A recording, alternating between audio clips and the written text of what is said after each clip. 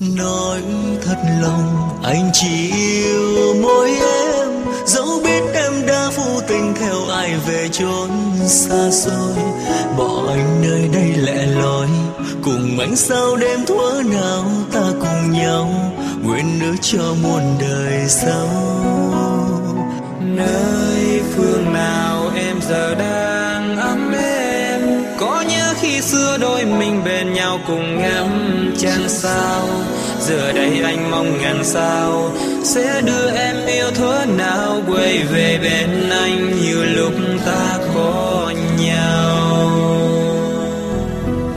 Dù anh đã biết ước muốn cũng chỉ là ước muốn thế thôi, có lẽ từ đây em sẽ đi không trở về. Tháng năm dần qua anh sẽ cố xóa đi vết thương lòng và sẽ chôn giọt nước mắt vào tim. Và anh cùng chúc em sẽ mãi mãi và mãi mãi ấm êm, sẽ không buồn đau khi ở bên kia với người. Dẫu cho ngày mai đây ra sao, anh cũng xin chúc cho được hạnh phúc bên người em yêu.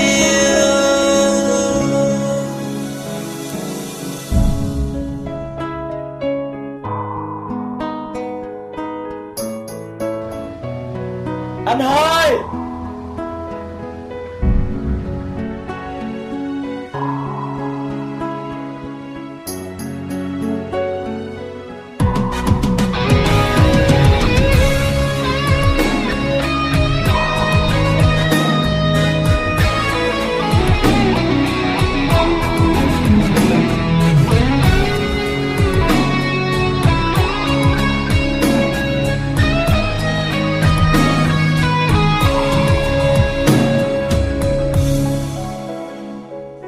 Nói thật lòng anh chỉ yêu mỗi em, dẫu biết em đã vô tình theo ai về chốn xa xôi.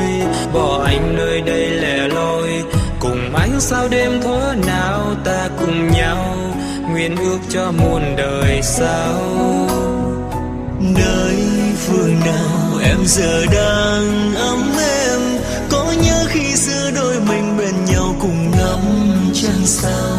Giờ đây anh mong ngàn sao sẽ đưa em yêu thuở nào quay về bên anh như lúc ta có nhau. Dù anh đã biết ước muốn cũng chỉ là ước muốn thế thôi, có lẽ em sẽ đi không trở về. Tháng năm dần qua anh sẽ cố xóa đi vết thương lòng và sẽ chôn giọt nước mắt vào tim. Và anh cùng chúc em sẽ mãi mãi và mãi mãi ấm êm, sẽ không buồn đau khi ở bên kia với người. Dẫu cho ngày mai đây ra sao, anh cũng sẽ người được hạnh phúc bên người em yêu. Dù anh đã biết ước muốn cũng chỉ là ước muốn thế thôi, có lẽ từ đây em sẽ đi không trở về. Tháng năm dần qua anh sẽ cố xóa đi vết thương lòng và sẽ chôn giọt nước mắt vào tim. Và anh cùng chúc em sẽ mãi mãi và mãi mãi ấm êm, sẽ không buồn đau khi ở bên kia với người. Dẫu cho ngày mai đây xa sao, anh cũng xin chúc cho người được hạnh phúc bên người em yêu. Dẫu cho ngày mai đây ra sao, anh cũng xin chúc cho người được hạnh phúc bên người.